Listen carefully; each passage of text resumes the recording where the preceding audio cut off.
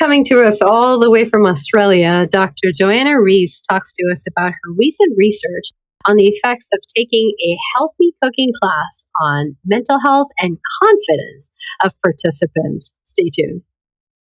Podcasting from Dallas, Texas, I am Shireen, and this is the Yumlish podcast.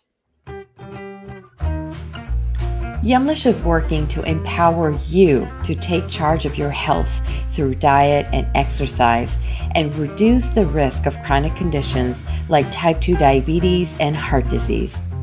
We hope to share a unique perspective and a culturally relevant approach to managing these chronic conditions with you each week.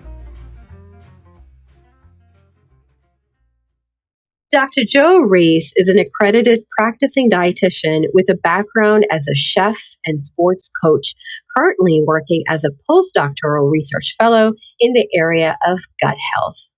Her particular area of interest is how we should target nutrition as a preventative strategy to tackle population issues such as declining mental and physical health. Welcome, Dr. Rees. Lovely to be part of your podcast. Thank you for having me. An absolute pleasure. So, Dr. Rees, diving right in, can you talk a bit about how you became interested in public health in your academic career and in gut health science in your postdoctoral research? And how did this lead you into your current research? Well, as you mentioned in my introduction, which was wonderful, thank you, I have a background in cooking from long ago. That was what I used to do. And then from that, when I had my children, I moved into health and fitness and became a sports coach. And so I've always had an interest in nutrition and healthy eating, which led me through to becoming a dietitian. And as a dietitian, I realized that there are issues with people's dietary intake, and I became interested in learning how we could improve people's intake to help them eat better for their health. And it's very simple. It doesn't need to be complicated. And there's a lot of information in the media, more and more all the time, which leads people to becoming confused and not knowing what messages are the right ones and what they should or shouldn't do. And as a dietitian, I see a lot of people who are just plain confused. So my current research was surrounding a cooking program and teaching people or reteaching people basic skills, learning how to put together a simple, healthy meal from scratch in under 30 minutes. And it seemed really worthwhile to try to study this, to find out, first of all, whether it improved people's cooking confidence and increased their ability to do what we were hoping they could and put those meals together in under 30 seconds. And also 30 minutes, sorry. And also we then wanted to look a bit further at other biomarkers such as their mental health and see whether it affected people's mental health as well. Lovely. Thank you for sharing that. And can you talk a bit more about how did you conceive of the need for this kind of research?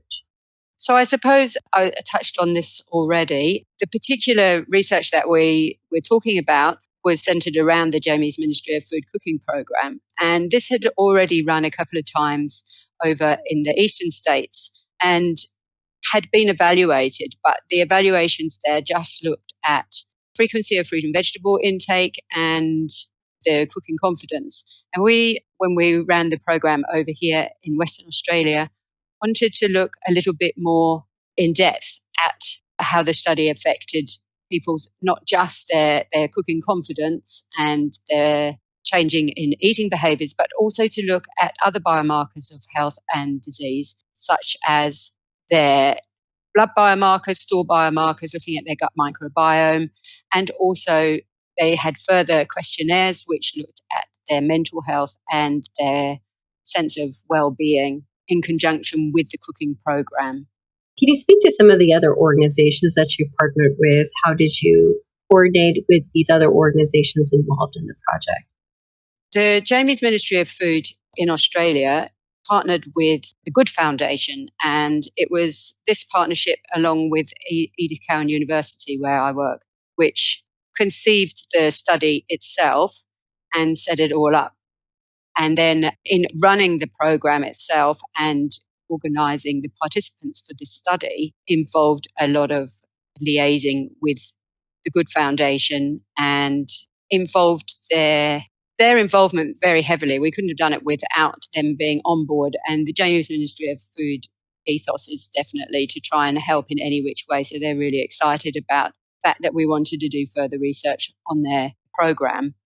And it involved being in communication with the Good Foundation throughout, because the program ran for 3 years in Western Australia and it toured around. So we didn't just do the classes in the one place. It toured around the southwest as well. We took the study down to some of the more rural cities in the southwest of Western Australia. And all of this involved the Good Foundation and Jamie's Ministry of Food to be behind us to support us for this. Your results from this project saw that the participants reported significant improvements in their mental health, confidence in cooking, and just general well-being that were fairly long-term. Were these the expected results? And then were there any surprises in the results as well? Where the study had been evaluated over East already, they had seen already that the cooking program did increase participants' cooking confidence. So we were really hoping that we would see the same thing with it in Western Australia.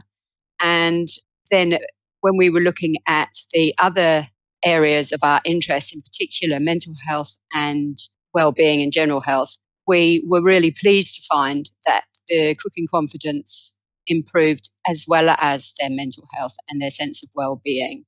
So they were what we hoped for, and we found that. And then we did find that the surprising outcomes from the study were the gender differences. Usually with most cooking programs, you're going to get a bit of a gender bias at the beginning. More females tend to take up the program than males. And then in most studies that you'll do in public health, you'll find that women tend to have more time available. And so there's usually a 75-25 kind of ratio between males and females. But at the beginning of the program, there was a big difference between the males and females in their cooking confidence, where the females were more confident at the start of the program. And then by the end of the program, the males and females were both equally confident. And so this was a really good finding, because it showed us that the program was improving males' cooking confidence. And this is something that we're really trying to encourage, because males are getting back in the kitchen now. There's more with women back in the workforce. There are more men cooking. And so if we can increase male cooking confidence, that's a really good thing. In conjunction with that, men tend to have slightly poorer diets than women. So again, if we can help address that by teaching them the importance and the ease of being able to cook healthily, then this is really, really a great thing. I want to double click on the mental health piece of it. How much of these mental health benefits can be attributed to the improved self-confidence of learning to cook healthy meals, and how much maybe solely for the benefits of improving one's diet? It's a very good question. And unfortunately, our study couldn't answer that directly. We don't have any emphatic results there. However, yes, it really does need to be considered. Of course, being involved in a cooking program is a fun experience, and most people enjoy cooking. And so therefore that in itself, just doing the cooking and being part of a program could help to improve people's mental health.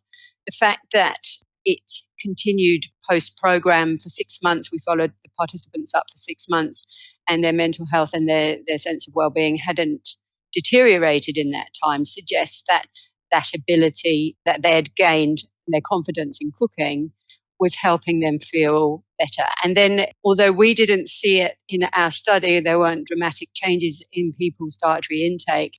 This is where further research needs to look at if you can really improve people's daily habits of eating, then certainly you should see benefits in their mental health. We have found that with another study that we did at ECU, where we looked at the long-term benefits of fruit and vegetables intake. and found that those with higher intakes over the longer term had better mental health outcomes at the end. So definitely, if we can eat more fruit and veg, we're going to look after our mental health.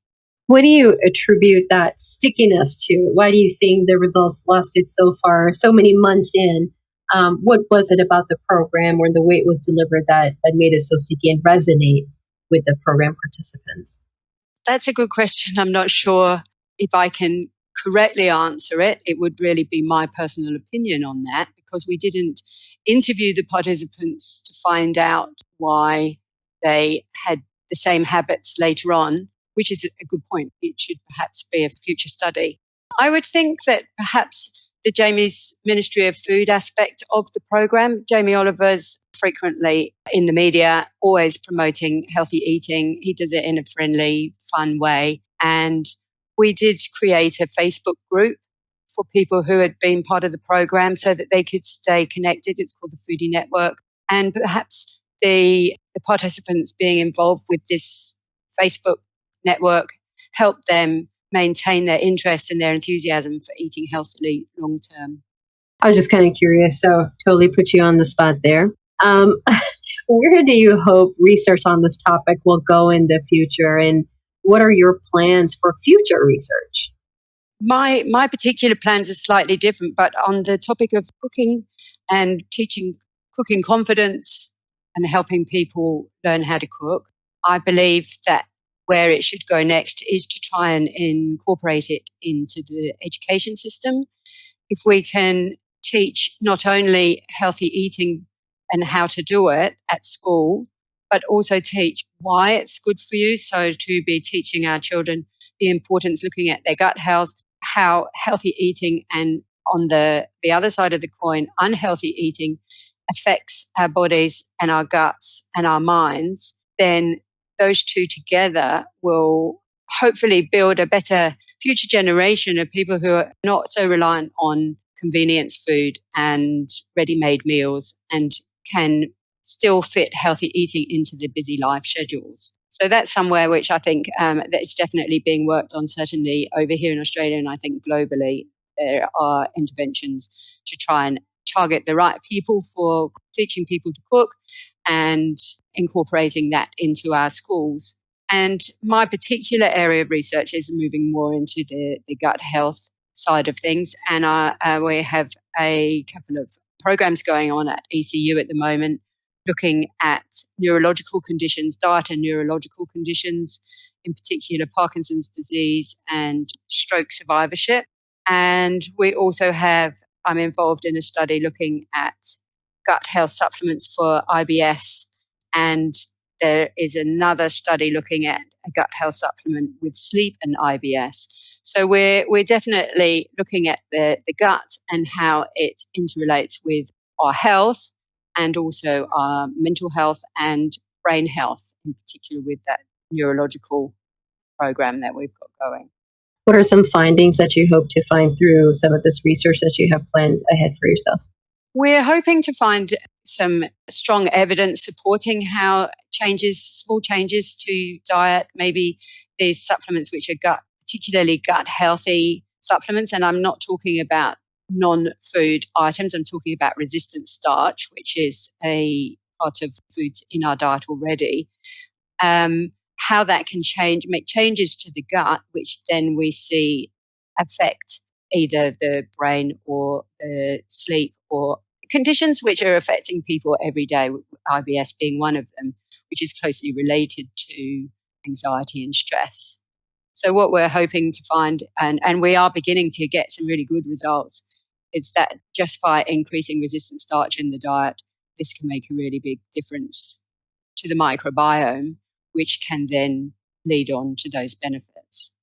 Lovely. Thank you for sharing that. And I do admire that you're looking at some of this research that you have done to bring into schools, because that's certainly a gap that we see, especially here in the United States, around nutrition education, sort of starting that at an early age. We don't quite see that within school systems. I'm not sure about Australia there, but over here for sure, there's severe lack of that kind of education being provided here in our school system. So it's interesting to see what that will look like and what the generational impact would be as a result of something like that. I think it's really important. It's a very easy way to prevent further decline in mental health and physiological health if we provide our children with the power to do the right thing. Okay. So with that, Dr. Rees, we are toward the end of the episode. At this point, can you tell our listeners how they can connect with you and then just learn more about your work? Yes, of course. I can be contacted or communicated with via my Edith Cowan University link. We also have various resources available on the ECU website. In particular, there's a page on gut health, which we have a cookbook, and it's a guide to how to improve your diet for your gut health, and in particular, how to include more resistant starch, which I mentioned earlier, into your diet. And if people are interested, this book just shows people what a typical diet would look like, which has plenty of resistant starch in it without having to actually purchase any supplements. And that's available through the Edith Cowan University website.